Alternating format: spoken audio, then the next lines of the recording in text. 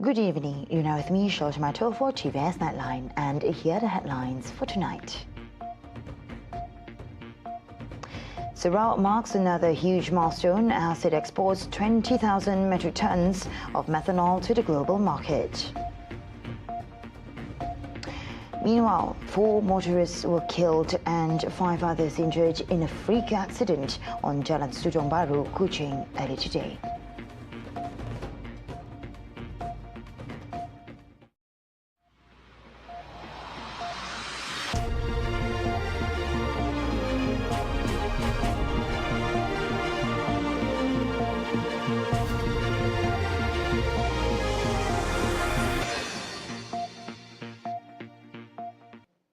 We begin with this news. The maiden export of 20,000 metric tons of methanol from the Sarawak Petchem methanol complex to Taichung, China today marks another significant milestone for Sarawak in the global energy industry.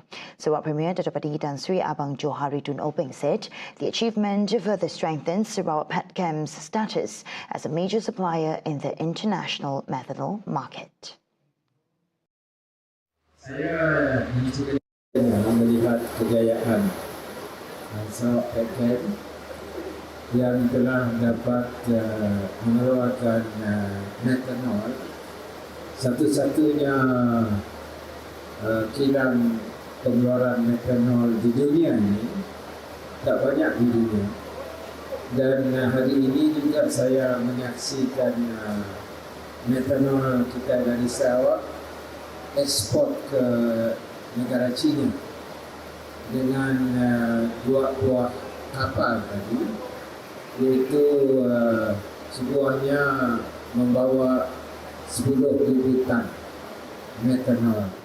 Bermakna hari ini kita telah mengekspor 20,000 tan metanol. He said this in a press conference after officiating the sail away of 20,000 metric tons of methanol export cargo at Sarawak Petchem methanol plant in Bintulu earlier today.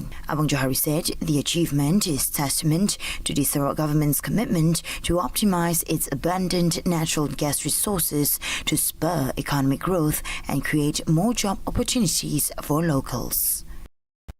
Walaupun pada mulanya banyak masalah, maklumlah baru, dan kita telah dapat menyelesaikan semua masalah-masalah yang timbul bagi kita membangunkan Sarawak Petchem.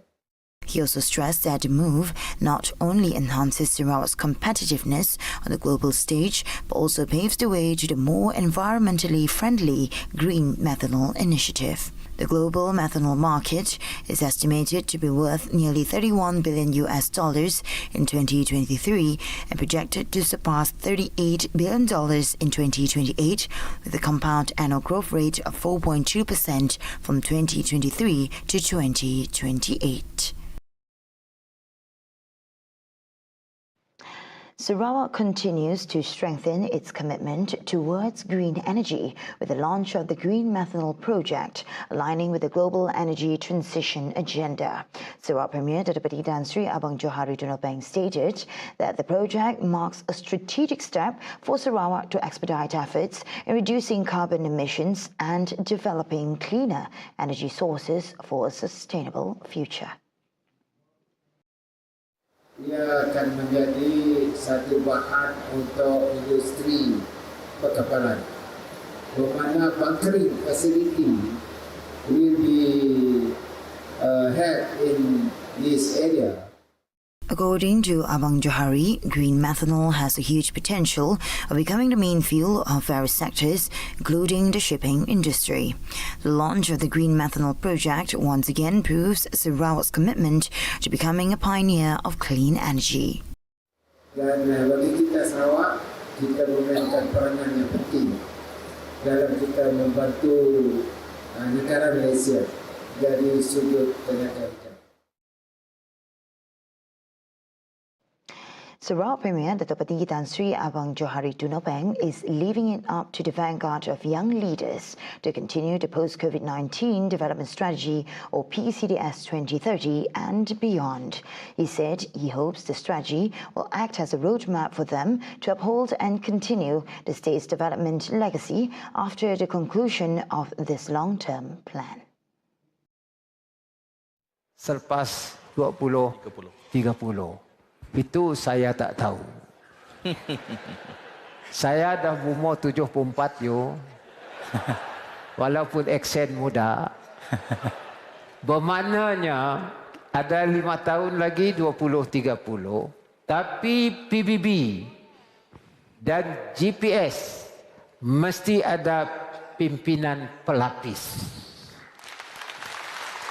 Dan pimpinan pelapis ini akan mengorak langkah meneruskan the foundation led in PCDS, dan tentu sekali saya rasa kita ada mempunyai pimpinan yang dapat menyesuaikan Sarawak dengan era baru, era yang lebih mencabar. Jadi beyond PCDS, I leave it to you. Because you are the younger generation to continue with our policy. He said this during the 8 years with the Sarawak Premier Town Hall session at Hikmah Exchange Event Centre. PCDS 2030 is a long-term development plan that focuses on economic, social and environmental sustainability in Sarawak. It aims to propel Sarawak into a high-income state by 2030 by taking full advantage of its green energy resources, digital technology and inclusive economic development. On to the next update. A 15-year-old student were among 4 killed, while 5 others were injured in a major accident on Jalan Sejong Baru, Kuching, earlier this afternoon. According to preliminary reports, the tragic accident is believed to have occurred when a Proton Saga, driven by a man from the direction of the airport, lost control and skidded before entering the opposite lane. Dashcam footage circulated on social media showed the car flying through the air into the opposite lane and crashing into 2 cars and 2 motorcycles.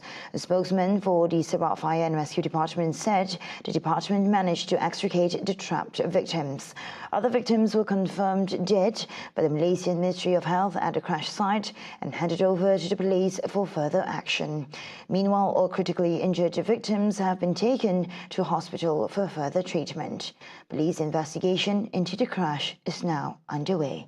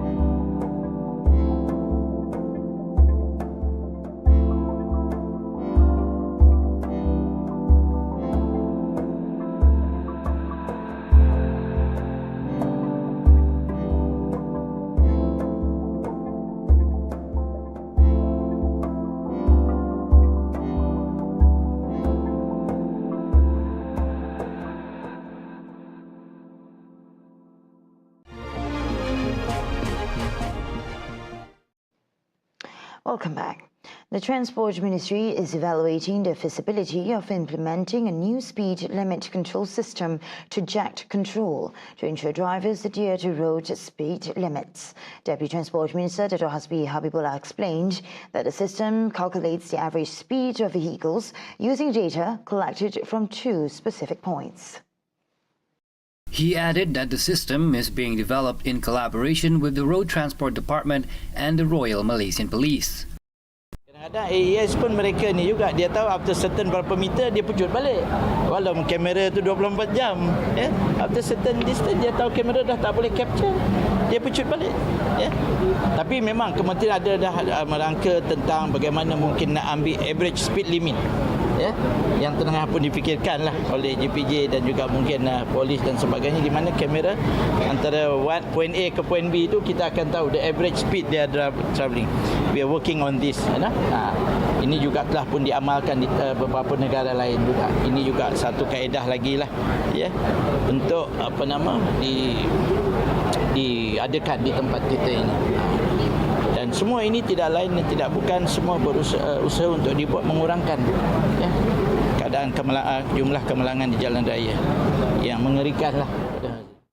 Hasbi said this during the road safety campaign in conjunction with the 2025 Chinese New Year in Kuala Lumpur on Tuesday. Meanwhile, regarding other initiatives to reduce road accidents, Hasbi stressed the importance of having enforcement personnel on the roads during festive seasons.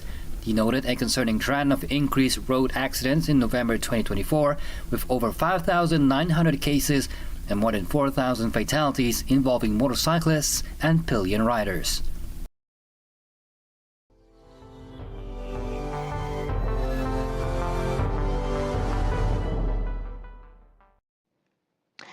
South Korea's Constitutional Court today commenced the impeachment trial of suspended President Yoon Suk-yeol, focusing on his alleged unconstitutional and illegal martial law declaration.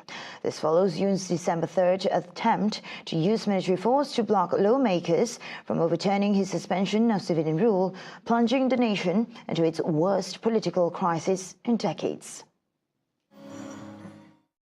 대한민국 역사에 있어서 이제 계엄은 되게 국민들에게 한켠에 아픈 그런 구석이 있었는데, 그거를 이제 윤석열 대통령께서는 좀 더 완화된 방법이 있었음에도 불구하고 그런 강경책을 꺼내서 한 번 더 국민들의 아픔을 더 꺼내서 국민들을 힘들게 했지 않나 생각이 들어서 저는 이번에 되게 탄핵을 지지하는 측에 나왔습니다.